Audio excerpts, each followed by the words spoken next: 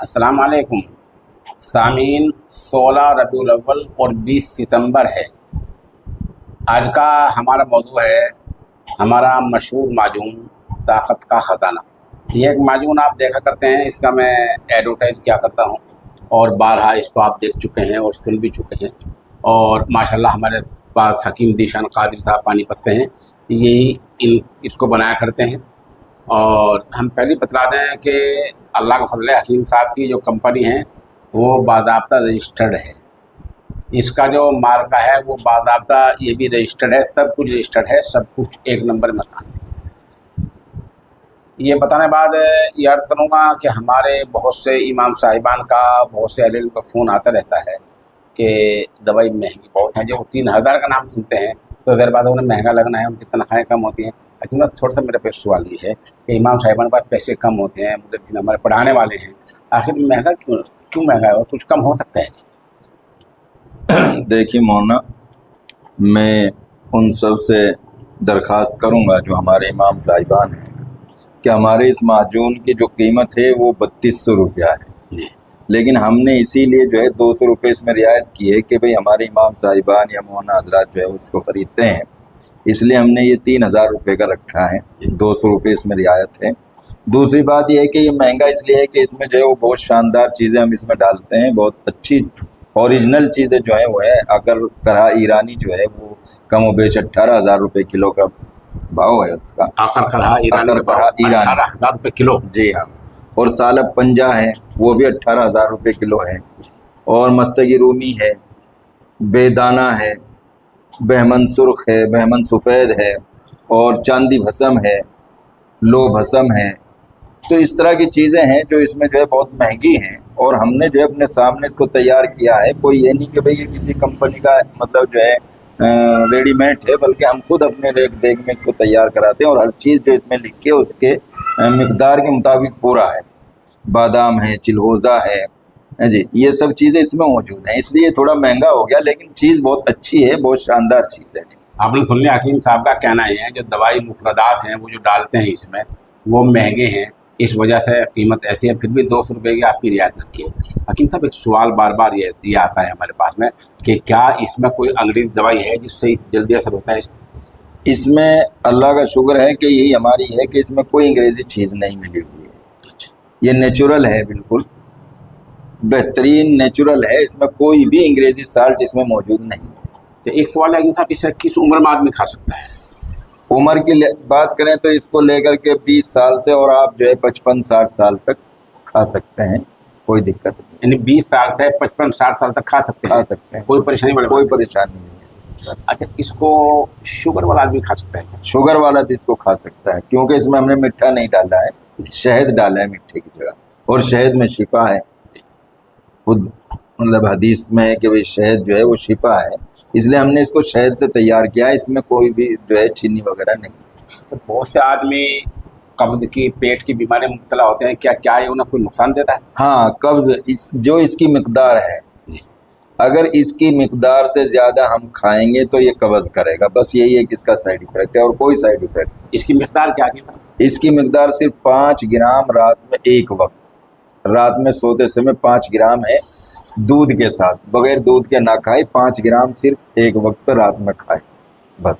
अगर इससे ज़्यादा खाएंगे तो फिर ये कब्ज़ करेगा, क्योंकि ये ताकतवर है, ज़्यादा पेट उसको पचा नहीं पाता, इसलिए वो कब्ज़ होता है, इसलिए वो शिकायत आती है कि जी कब्ज़ हो गया। यानी आपने सुना, हमारे कई साहिबान जो हमारे से राब्ते में हैं वो पूछा करते हैं कि भाई कब्ज़ वाला खा सकता है, कब्ज़ हो गया है। कल भी एक साहब का फ़ोन आया है, तो हकीम साहब ने जैसे बतलाया कि हकीम साहब फरमा रहे हैं कि इसकी मिकदार जो है वो सिर्फ 5 ग्राम है, अगर आप ज़्यादा खाएंगे तो पेट की दूसरी बीमारियां पैदा हो सकती हैं। दूसरी नहीं, सिर्फ कब्ज़ हो सकता है बस, और कोई साइड इफेक्ट नहीं है इसका किसी। अच्छा, और सब ठीक है? और सब बिल्कुल कोई दिक्कत नहीं है, लेकिन खाना दूध से ही है, पानी से नहीं।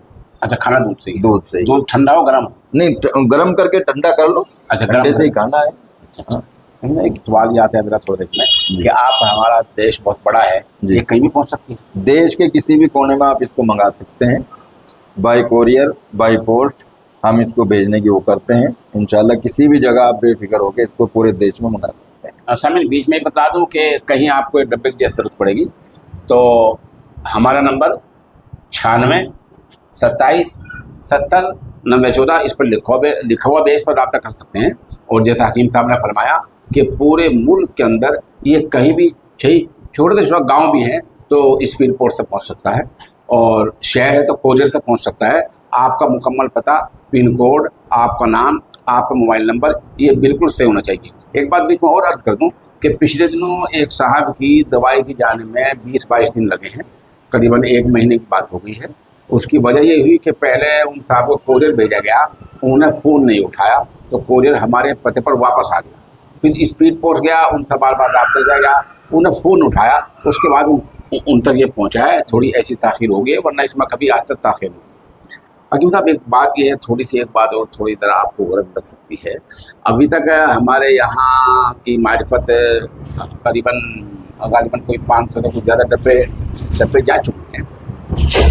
2 आदमी की शिकायत आई है, 2 आदमी ने ये कहा है 500 से ज़्यादा डब्बे गए हैं। 2 आदमी ने कहा कि उन्हें खासा फ़ायदा नहीं हुआ। इसकी क्या वजह हो सकती है? इसकी कोई वजह नहीं है। असल में ये क्या होता है, देखिए कि कभी कभी आदमी को शूट नहीं कर पाता, ऐसे भी हो जाते हैं। कोई भी चीज़ हो वो 98% 100% आप किसी को नहीं कह सकते। दवाई जो भी बनती है वो 90% भी आपको रिजल्ट दे रही है तो वो बहुत कामयाब दवाई है आज के दौर में। वो किसी वजह से उनके जो है वो शूट नहीं किया होगा, कोई और वजह उनके अंदरूनी रही होगी जिसकी वजह से उनकी शिकायत है। ऐसी कोई शिकायत की बात नहीं है। यानी अभी तक हम फिर भी ऐलान करते हैं कि अगर किसी को कोई 500 से ज़्यादा डब्बे जा चुके हैं, अगर किसी को कोई शिकायत है तो हमारे व्हाट्सएप नंबर 96 27 70 90 14 पर आप बिल्कुल बता सकते हैं। 2 आदमी ने शिकायत बताई तो 500 आदमी से 2 की शिकायत कोई ज़्यादा बड़ी बात नहीं। मैंने हकीम साहब के सामने वो अर्ज कर दिया, ये फरमा रहे हैं कि ये कोई बड़ी बात नहीं है, हो सकता है मिजाज मुझसे शूट ना किया हो, ऐसा कुछ है। जी जी। अच्छा, एक थोड़ा सा लोग बाग इसमें ये थोड़ा सा ये और पूछते हैं। अच्छा, महंगाई के बारे में हम की दरख्वास्त में आपसे कुछ इसमें कोई छूट हो सकती है आपसे जो हमारे लोग मंगाते हैं इसको? नहीं, बस महंगाई के बारे में तो क्योंकि महंगा है फिर हमें क्वालिटी तो मतलब जो है कम नहीं करनी होना, क्वालिटी तो हम देंगे यही। जी, महंगा थोड़ा लगेगा लेकिन उनको खाने के बाद वो सस्ता लग जाता है। अच्छा, डाक का खर्च भी इसी में? हाँ, डाक खर्च इसी में। देखिए, डाक खर्च जैसे 3000 भेजने का खर्च वो इसी में है, तो भेजने 3000 रुपये वो इसी में है, खा कोरियर से खा डाक से जाए। और बहुत सी जगह ऐसी है जहाँ पर 200 रुपये खर्च होते हैं, कहीं पर 150 रुपये खर्च होते हैं, 100 से कम तो कम से कम कहीं खर्च होते ही नहीं है। तो इस तरह खर्च होता है। और ये आमतौर से ऑन डिमांड, जब भी आप इसे फ़ोन कर देंगे, मैसेज कर देंगे तो ये पहुँचना शुरू हो जाएगा। लेकिन उसमें यार है, बहुत से लोग ने ये सवाल करते हैं, आज हकीम साहब के सामने सवाल का जवाब मैं खुद इसलिए दे रहा हूँ। बहुत से लोग ये कहा करते हैं कि डब्बा भेज दो, इधर से हम दवाई लेंगे, साथ साथ पैसे भेज दें, कैश ऑन डिलीवरी, ये वो इस्तेमाल करते हैं। तो ऐसा नहीं होता। आप हम पे भरोसा रखें, हमारा मोतबर चैनल है, हम खुद मौलवी हैं, कार साहब खुद मदरसा चलाते हैं, और इन मामूली पैसे पर ऐसा नहीं होगा पैसे लेने और आपकी दवाई ना पहुँची हो।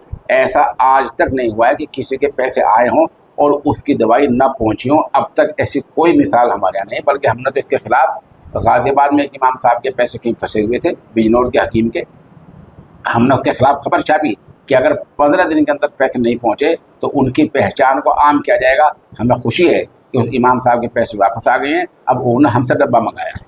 तो कैश ऑन डिलीवरी नहीं होता, पैसे पहले भेजने होते हैं। इसी फ़ोन नंबर और फ़ोन पे है, भेजते ही अगर आप 2 बजे से पहले पैसे भेज देंगे तो उसी दिन कोरियर हो जाएगी। अगर आप पैसे शाम को रात को करेंगे तो अगले दिन फिर कोरियर होती है। सरकारी कोई छुट्टी होती है तो बीच में बात रुक सकती है, लेकिन आमतौर से ये काम जारी रहता है जी। और या फिर देखना है ताकत का खजाना हम जो क्या करते हैं। कोई बात आपको और पूछनी हो, बहुत सारी बातें आपके ध्यान में, वो हमसे कोई सवाल ना किया गया हो, तो आप हमारे व्हाट्सएप नंबर लिखें, जैसे मैंने बताया। इंशाल्लाह फिर अगला जो इंटरव्यू हकीम साहब का होगा, इंशाल्लाह उसमें इन सवालों को जवाब भी दिया जाएगा। शुक्रगुजार हूँ आपका, आपने वक्त दिया है, आप तशरीफ लाए हैं।